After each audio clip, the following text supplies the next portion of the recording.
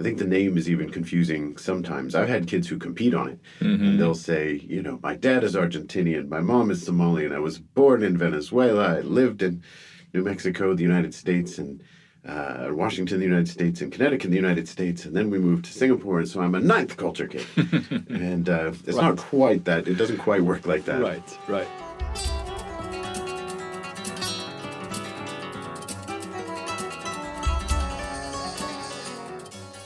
Welcome to the Cultural Agility Podcast, where we explore the stories of some of the most advanced intercultural practitioners from around the world to help you become culturally agile and succeed in today's culturally complex world. I'm your host, Marco Blankenberg, International Director of KnowledgeWorks, where every day we help individuals and companies achieve relational success in that same complex world.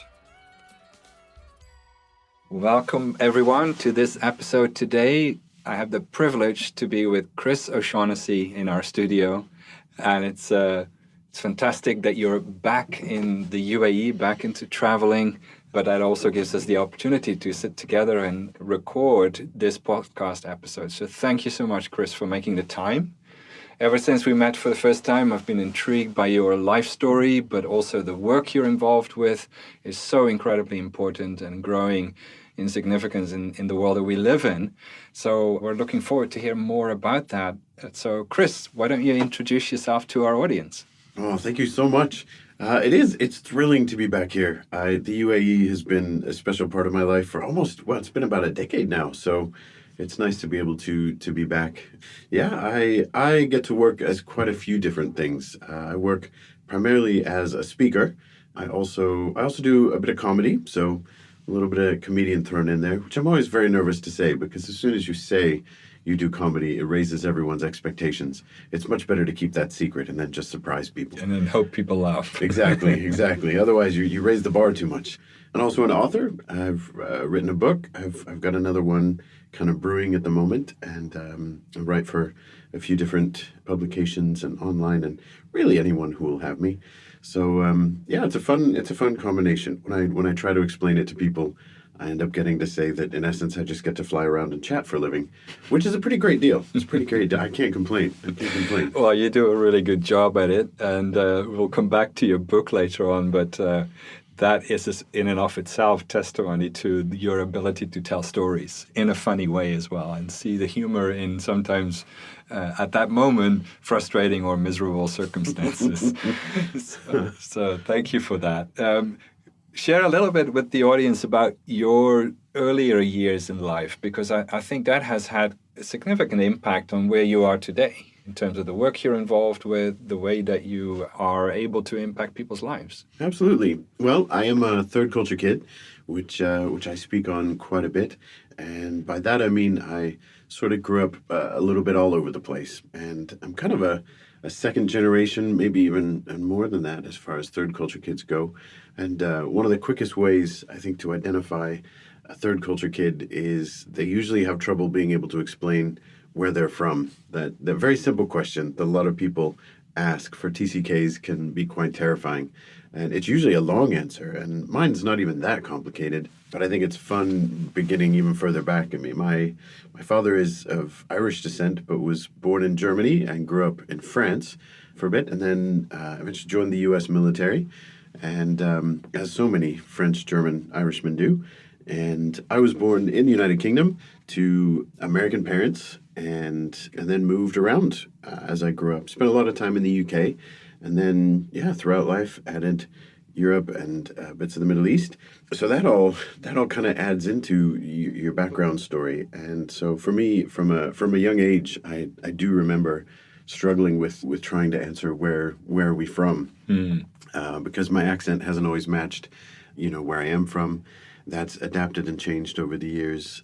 Living in countries, obviously, where there's a bigger linguistic difference and things like that. And I can remember actually, trying to seek advice on on where to answer where I'm from, being, of one nationality but not born in that nation, or living in another nation. And I think at one point, some advice I was given, someone said, "Well, you fly through Chicago O'Hare a lot. Just say you're from Chicago."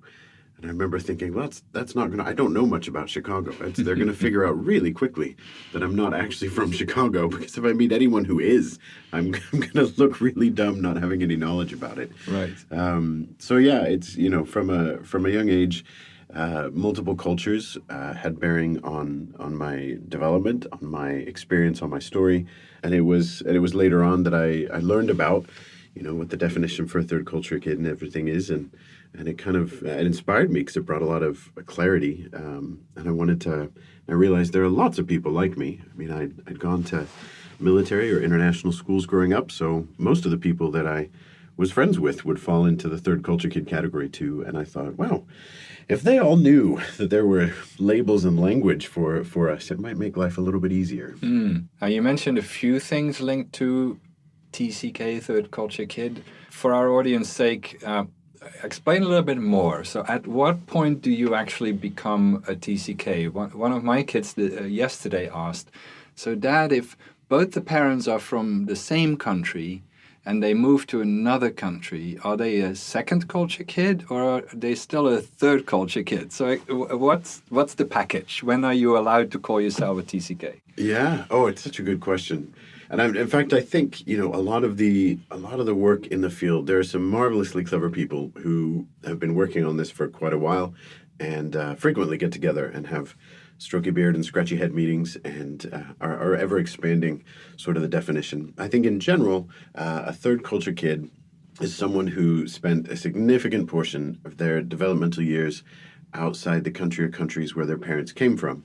But there's a fair amount of leeway in there just because there are a lot of extenuating circumstances. And I think it's important to note, first of all, that third culture kids are a subdivision of a much broader category called CCKs, cross-cultural kids. And cross-cultural kids, that one's a little easier to define because it's not just a clever name.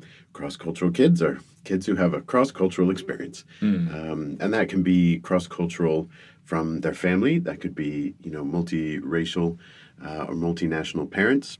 Cross-cultural kids can even be cross-cultural within one particular country or region. A lot of countries have multiple cultures within them. And so if you grow up being influenced by multiple cultures in a significant way, you are probably a cross-cultural kid.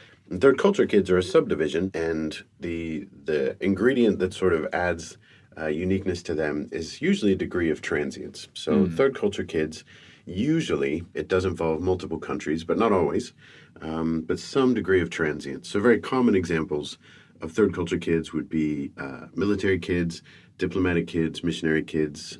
A lot of times there's a lot of movement, but it's not always their movement. Sometimes it's the movement around them. So I work with a lot of international schools who will have, a portion of the school be a local population. Those kids are third culture kids as well, just because they're experiencing their own culture, the culture of the country they're from, but also the culture of the international school, which is the international community is a culture in and of itself.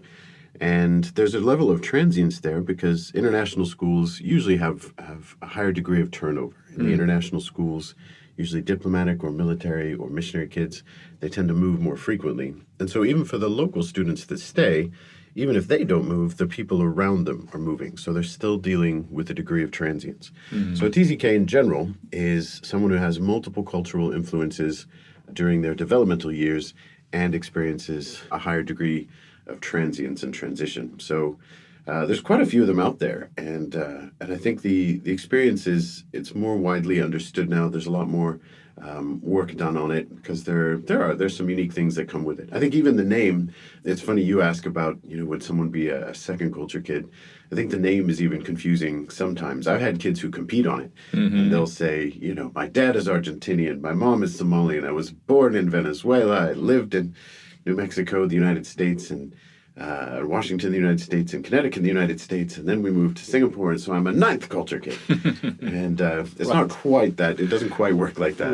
Right. Although it would be fun if it would. I think we could have national competitions. Right. But in general, the reason they say third culture is that your first culture, and everybody has at least one, some people have multiple, would be usually what we would call your official culture or your paperwork culture or your passport culture. And the second culture, and people can have multiple second cultures, would be your experiential culture, where you're actually spending time, where you're actually being influenced, if it's separate from the first. And the idea of a third culture is actually that you have a bridge that moves in between those two cultures.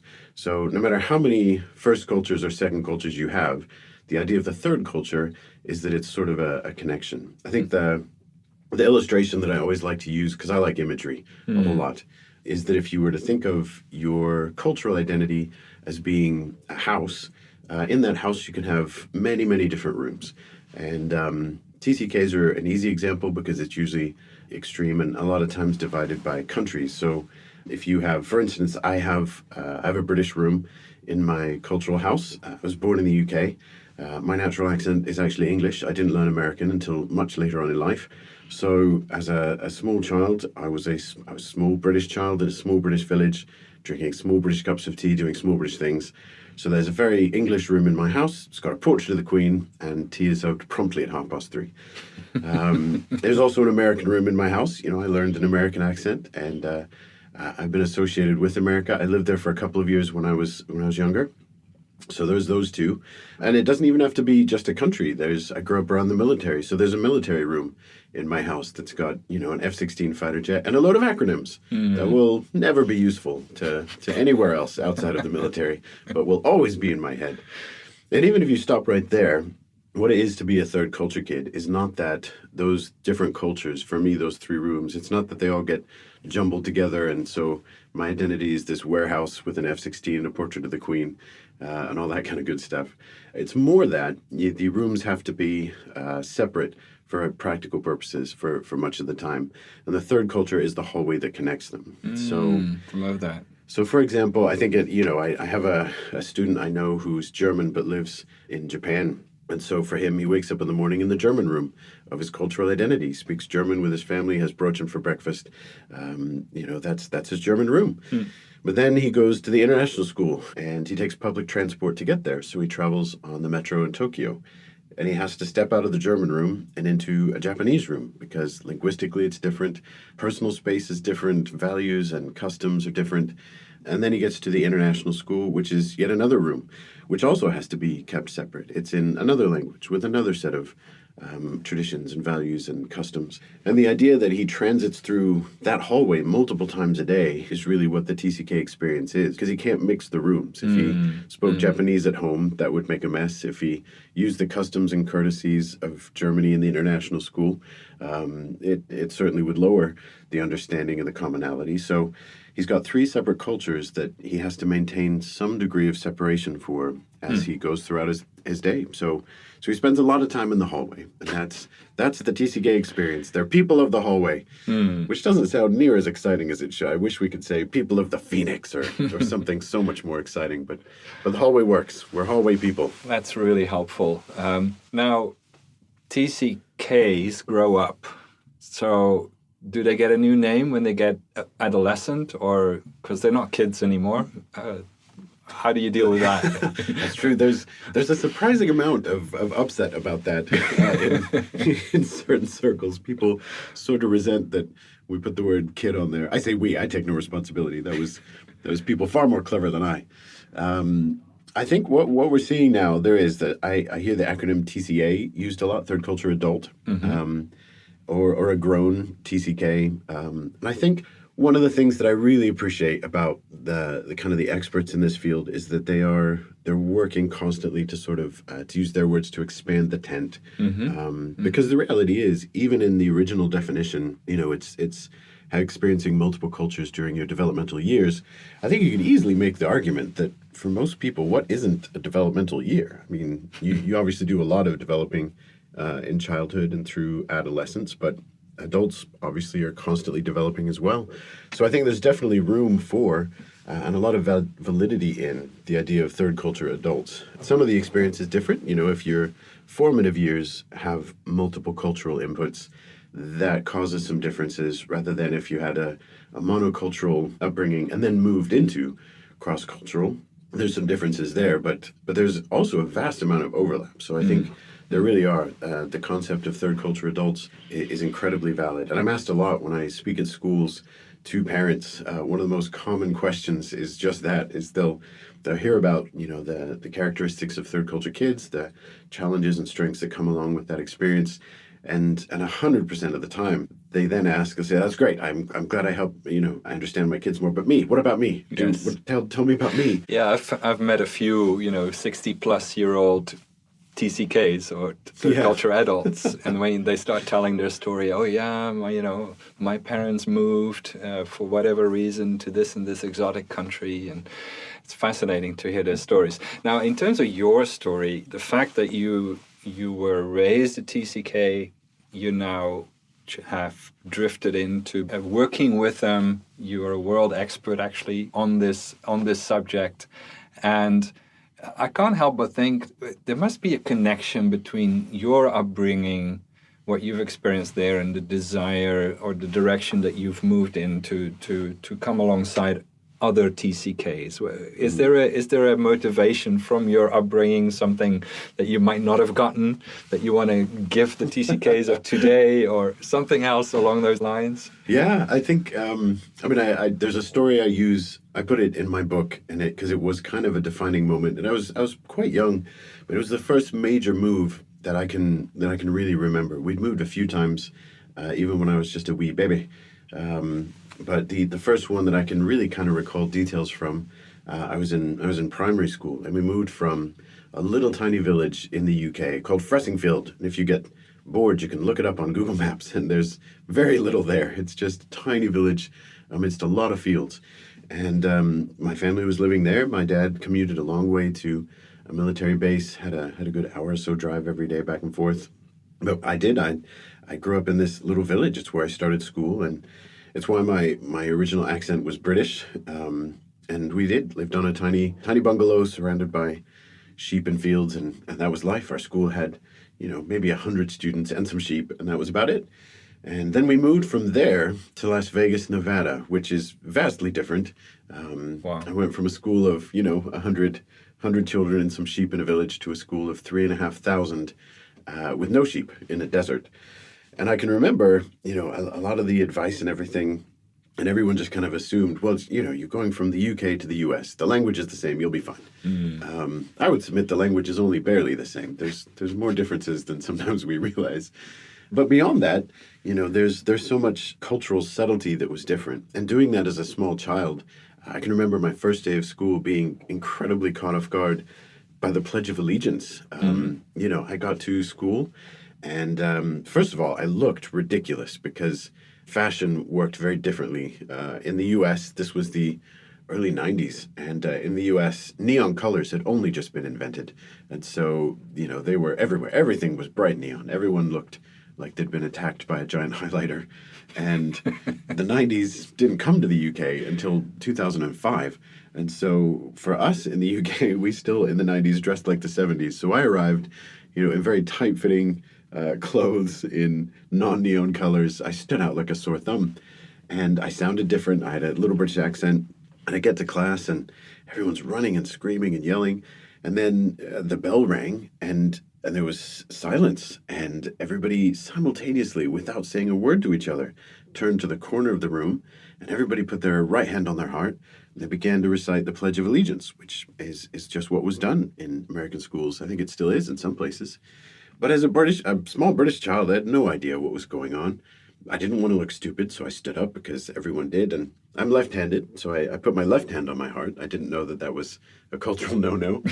And I could hear them, and, the Pledge of Allegiance is it's patriotic, and it's very, inspiring. And so I thought, all right, what do I know that's patriotic? And the only thing I knew as a small British child was God Save the Queen. And so I proudly recited God Save the Queen to the American flag with the wrong hand on my heart. And everyone else finished because the Pledge of Allegiance doesn't go for too long. And in the silence that was supposed to follow was one little voice giving a one-man homage to the Queen, and just finished up, happy and glorious long train over us, God save the Queen. And my teacher was livid because that could be interpreted as ever so slightly disrespectful to say God save the Queen with your wrong hand on your heart to the American flag. Man. And I remember after all this, and I got in trouble and I was yelled at, and just the whole first few days were full of just little things that no one would think to know about. And I remember the big thing was that I had no way. My parents were very concerned and trying to help, and but I just had no language to explain to them what was going on. I must have sounded like a small crazy child, because my way of expressing it was to say, they. I said, well, they don't seem to like the Queen, and they think that I talk funny, and when they say water, they use a D instead of a T, and I don't drink tea as much as they should, and they don't have and it was just all of this, through my lens, and I just had no way to fully to fully explain what I was going through. And so years later, when I did learn about the definition for a third culture kid, I remember thinking, that is so helpful that there's language and framework to explain this, because I'm not the only one who's gone through this. There are literally hundreds of thousands of third culture kids having to adjust constantly, whether they're moving or the people around them are moving, and how incredibly helpful it is to have, again, the language and the framework to be able to explain that, to be able to externalize what you're going through. And so it did that. That was a big inspiration, to be honest, was just thinking, how great would it be if I could help arm other people with language that would be helpful. And sounds like you have plenty of stories to share that were painful maybe in the moment, but they are now they work out. Funny stories and great illustrations for you to connect with your audience, in essence. Now, we talked about TCKs. If you would have to summarize their gift to the world, well, how would you summarize it? How are they able to make the world a better place? Oh, I think in very powerful ways. And I don't just say that because I am one. I very genuinely think that they're in many ways a very necessary ingredient for where we're at, because TCKs have the ability to be bridge builders quite naturally, because that's what they've had to do. And there was a man named Ted Ward. I'm very proud to remember his name. I'm terrible with names. But Ted Ward, remember that one? In the 1980s, basically said that third culture kids were going to be the prototype citizens of tomorrow.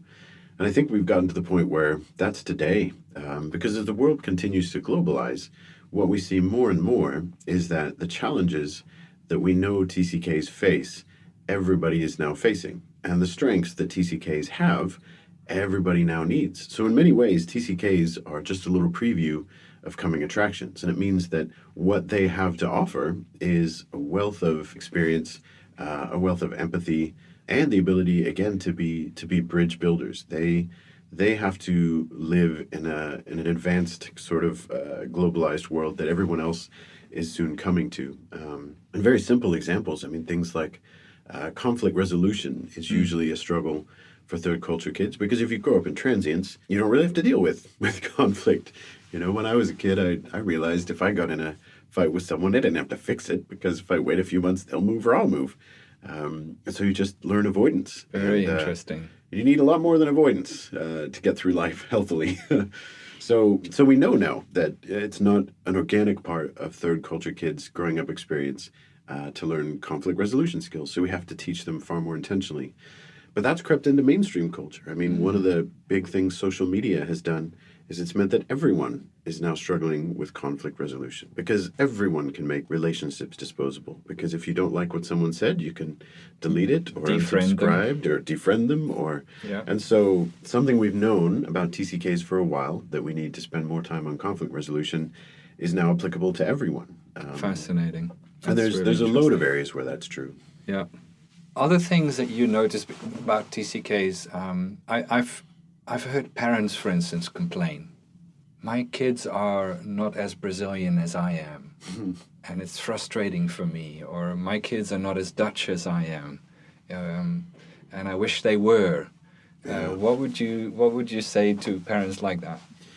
Oh, I would say so much. So much, because it's such a valid point. And it's, the thing is, I think honestly, if I had to distill it down, I think if you look underneath, because it's a very genuine sentiment, and I think it's worth paying attention to, because if you look at it for adults who chose to move into the international or the cross-cultural or the transient sphere, for them, usually nationality is an anchor. Usually that is something that amidst all the change around them, they can still hold on to the anchor of underneath it all, I am Dutch. Underneath it all, I am Swiss. Underneath it all, no matter what discomfort I face in different places, I have an anchor. And so for them, nationality represents, something that's a core part of identity, something that's safe, something that is constant. And so it can be really disheartening and disjarring when your kids don't feel the same way. But the difference is experiential. The difference is that for third culture kids growing up in transition, that hasn't necessarily been an anchor. It doesn't mean the parents have been an anchor. And I think that's where we can unpack that and sort of explain it a little bit, is that in essence, when we talk about nationalities, they're really just a shorthand. What we're really saying is when we say we're proud to be, and then you can fill in the blank, what we're really saying is that we're proud of a set of beliefs and customs and values and traditions and ethics that go along with that national identity. And it's a shorthand. And for the third culture kids, I think it's easier to speak far more directly because for them, nationality doesn't represent the same shorthand. For them, nationality is far more of a, when we talked about those different levels of culture, it's a first culture thing. Nationality might just be, that word might just represent a document or a paper. Yeah.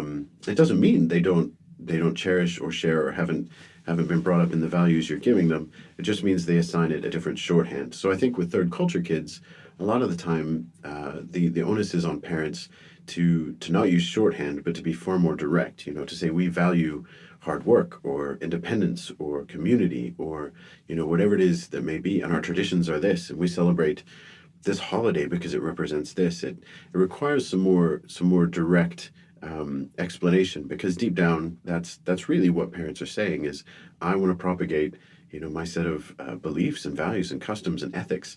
And so shorthanding it saves a lot of words, but it can cause confusion that, that nationality is a shorthand just means something different to TCKs. It sounds like that in and of itself is a whole podcast. Yeah, it very well could be. How do you it very well could be. How do you create rituals, memorable moments around those things? Absolutely. Yeah, fascinating.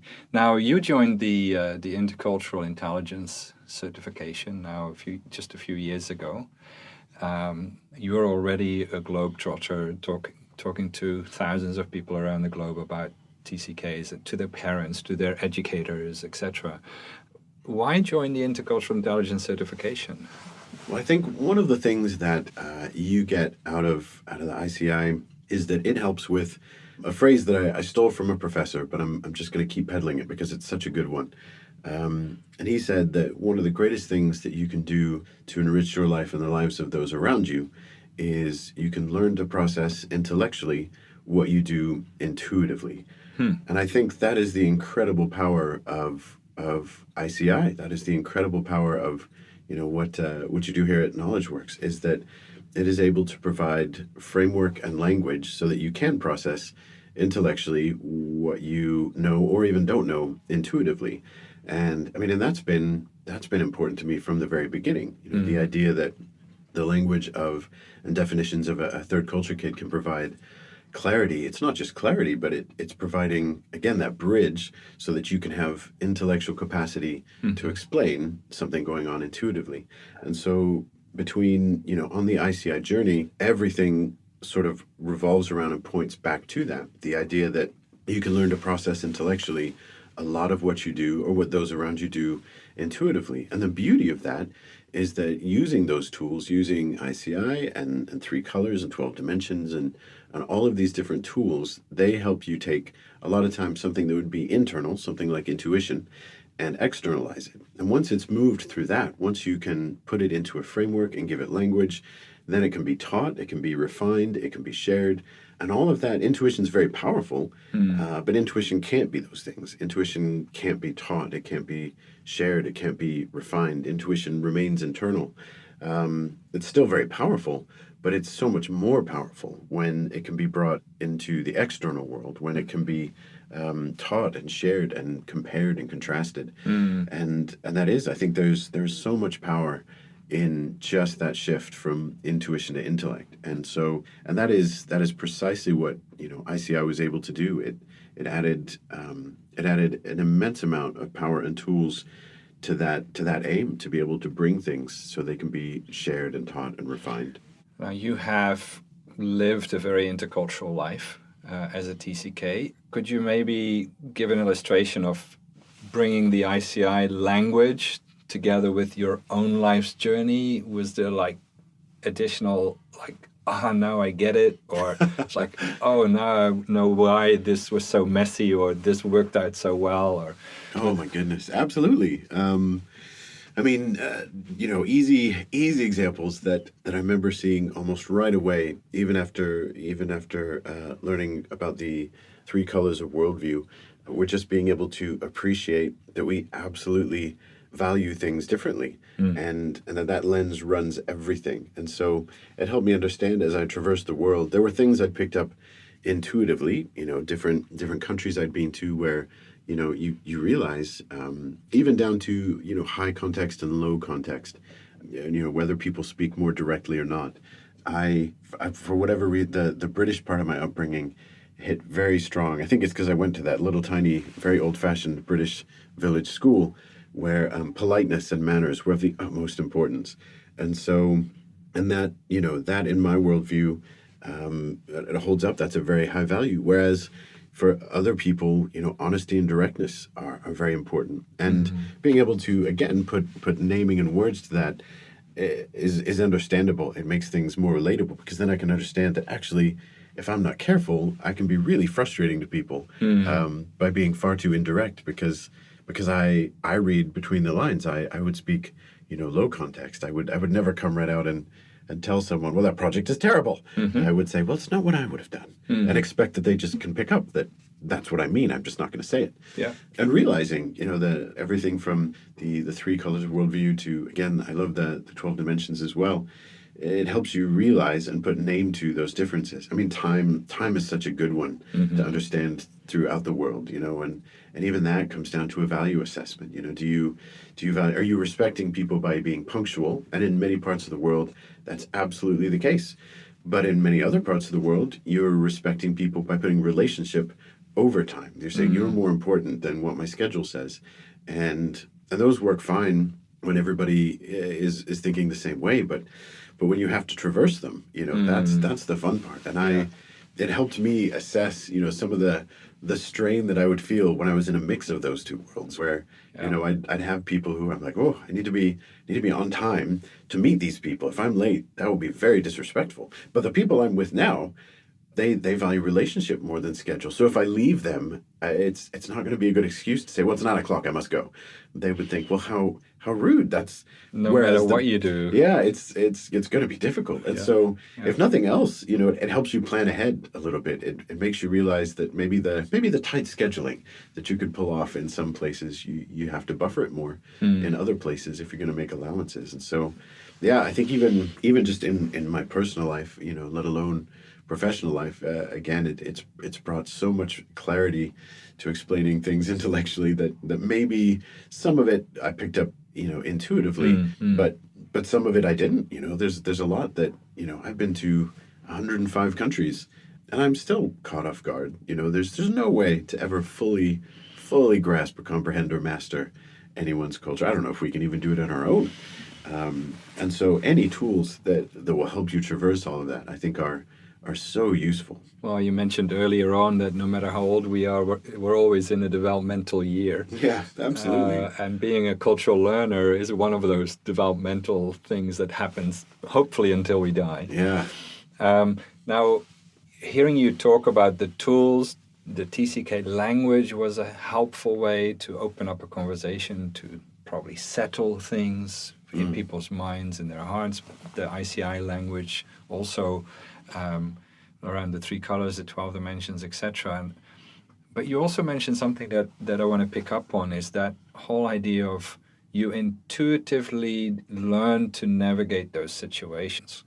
And that's what I've seen with TCKs. They just do it. Where other kids who grew up in a more monocultural environment would just blunder through it. TCKs, they just, of course, this is normal. When you talk to them, he says, yeah, of course you would do that. So why would they even need to understand the intercultural intelligence language? They're already doing it, so just let them be.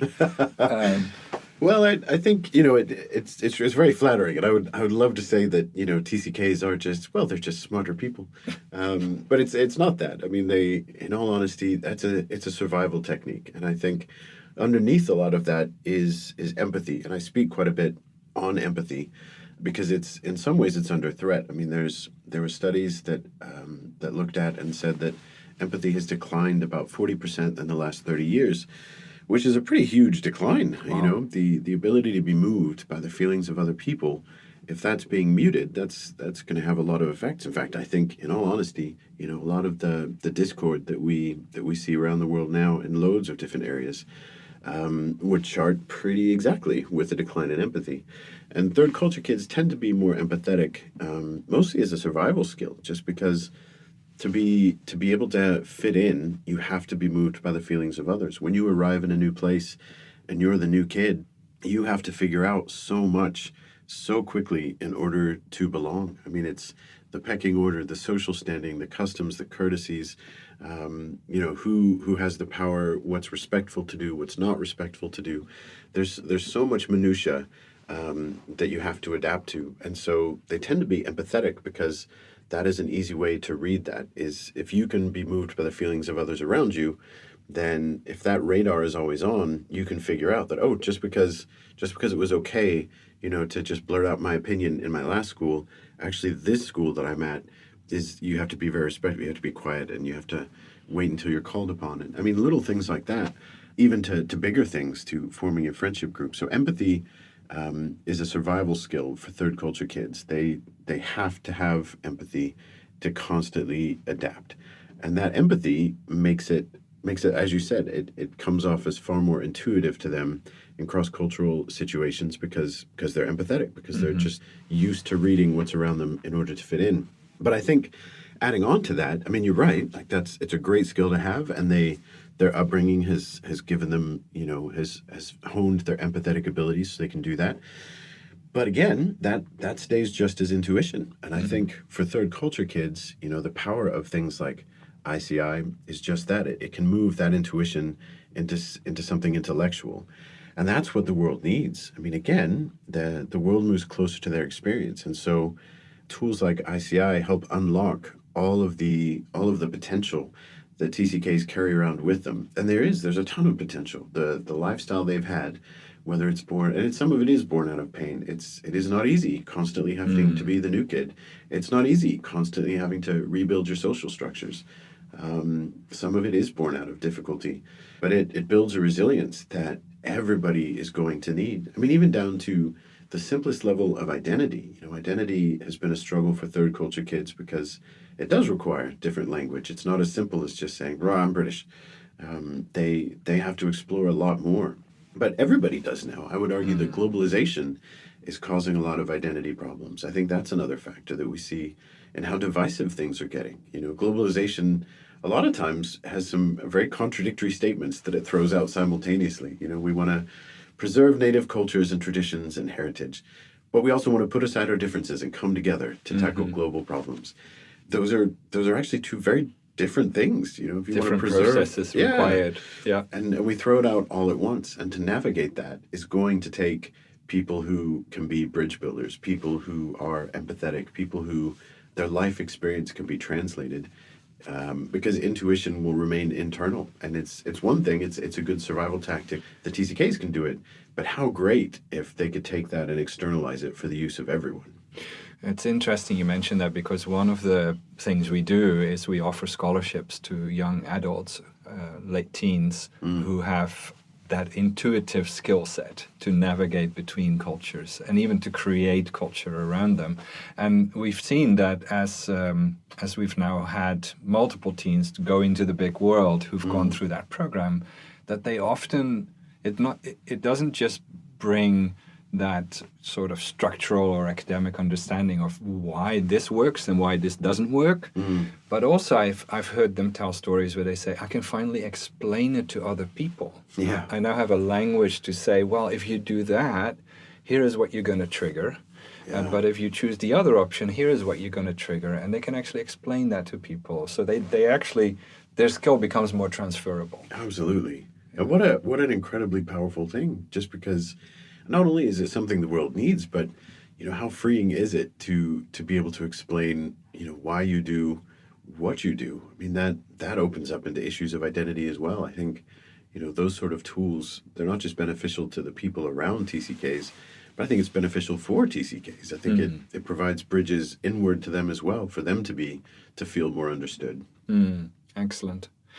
Now, you work a lot with schools, and from just the way you've explained TCK at the beginning of our time together, it almost sounds like every school needs this. I think what would do. you say to schools? Where do they start? Because schools are super busy places. Every time I talk to educators, their schedules are chock-a-block full. It's very hard for them to even consider another piece to the curriculum or an extracurricular thing. How do schools start to incorporate this way of thinking into the way they prepare their students for the future, for a global future? Well, I think there are several approaches. I think you hit on it well. Just in the way you phrase that. I think that in all honesty, intercultural understanding, tied in with identity, tied in with the ability to process things intellectually as well as intuitively, needs to be part of the curriculum, because it would be a lot to add in as something separate. But I think in getting to work with schools, I get to come in as a speaker, which is great fun, and because it's always a wise idea to hire a speaker. That's very important. Always a great idea. But honestly, a lot of what I get to do is to supplant and to be a part of existing initiatives. And I mean, for instance, I've seen, one of the topics that I work with in schools sometimes is unresolved grief. For international schools especially, a lot of times behavioral problems for third culture kids will have their roots in things like unresolved grief, that if you feel like you don't have control over your physical location environment, if you have to move all the time, you can compensate as a student by becoming very controlling in other areas. So it can lead to obsessive compulsive behavior. It can lead to eating disorders. It can lead to all sorts of problems that people may not realize for third culture kids have their roots in things like grief. And so, but I've seen schools who I've worked with who've taken that on and have incorporated into the art program, into the music program, into the reading program, into existing curricula. They've added in steps that tie it back into dealing with unresolved grief. I've seen schools that have worked into their student government system and into even the educational classes, things like conflict resolution skills. And so I think it can be done. I think schools, a good place to start really would be to get a good initial handle on who third culture kids are, because there are some uniquenesses. Again, some of their behavioral traits are going to be different than at a monocultural school. And I think training up the teachers and the staff, I think is really, really important, because a lot of teachers will come into an international school with a wealth of experience from a monocultural setting. And a lot of that experience is transferable, but there are definitely going to be some new pieces for third culture kids, some new challenges, new difficulties, and it's worth educating, the teachers and the administration on what those uniquenesses are, so that if you start with that, then it becomes easier to address those needs, to figure out what it is that students are struggling with, what the core reason behind it is. So I think getting a handle on TCK basics is a good place to start, and then bring in a speaker, because you should always bring in a speaker. Of course, kicks things into gear. Kicks things into gear. Yeah, but it definitely it's part of a much bigger strategy. I get to highlight things that the school will continue on incorporating and growing and learning, and there's a lot of research that backs up the fact that students who are able to resolve their identity in healthy ways perform better academically and socially and emotionally. So there's huge benefit for schools to take all of this into consideration. Yeah, and I think that's also one of the reasons why it's been exciting to start our partnership. So your ability to bring that unique expertise to schools, to raise issues with educators, with students, with their parents, their families. Shelley Reinhard, our education director, has built this beautiful program, Culture in the Classroom, which builds on the type of things that you're doing. Such good stuff. And it really helps teachers create the third cultural space in the classroom with this broad mix of kids that they typically work with. So more information about that is also connected to this podcast. You'll find it in the About the Podcast text there, but also you can find it on the knowledgeworks.education website. You mentioned your book a few times already. We, as a family, had the privilege of listening to the audiobook while we were driving for a holiday, and we loved it. The stories were so relatable and funny. You are indeed a great comedian. How can people get a hold of your book? What's the title, and in what formats is it available? Yeah, the book is called Arrivals, Departures, and the Adventures in Between, and it's available in all kinds of formats. It's on Amazon and can be ordered through most major bookstores and book chains. It's available for e-reader, either Kindle or Apple, and it's also available as an audiobook through Audible or just as an audiobook again through Amazon. So I think there's links to all of the places to get it on my website, which is chris-o.com. But yeah, it's pretty widely available. If you don't feel like reading, then I can just read it to you, which was great fun. I have to say, recording an audiobook was so much more fun than I thought it would be. I enjoyed it. So yeah, do grab a copy if you feel like coming along. Excellent. Well, thank you so much. Time has just flown. It has. So thank you so much for coming in and for being in the UAE. I know you've got lots of speaking engagements and discussions about how to take this conversation forward. And I hope every kid in the country will be exposed to your wisdom, your expertise. So thank you for being here, and thank you for joining us on this podcast. My pleasure. Thanks so much for having me. Thanks for doing what you do. Thank you so much for joining us for this episode of the Cultural Agility Podcast. If you enjoyed today's episode, share it with someone. The best way to help us out is by leaving a review on your favorite podcast app or channel, or forward and recommend this podcast to people around you. As always, if any of the topics we discussed today intrigue you, you will find links to articles discussing them in greater depth in the podcast notes. If you would like to learn more about intercultural intelligence and how you can become more culturally agile, you can find more information and hundreds of articles at knowledgeworks.com. A special thanks to Jason Carter for composing the music on this podcast, and to the whole KnowledgeWorks team for making this podcast a success. Thank you, Nita Rodriguez, Ara Azizbekian, Rajitha Raj, and thanks to Vip and George for audio production, Rosalind Raj for scheduling, and Caleb Strauss for marketing and helping produce this podcast.